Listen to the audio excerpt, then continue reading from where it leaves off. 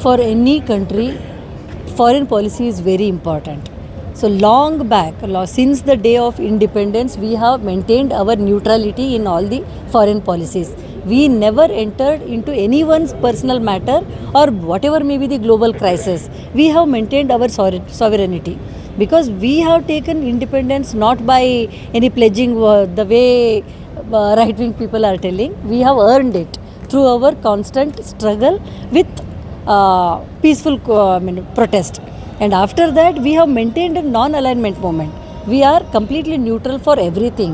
When that being the scenario, the major thing is that we are not with any major power. We don't want to identify anything. And now that we have lost all our neighborhood countries, as a actually it feels very painful that we have helped Bangladesh to get the freedom.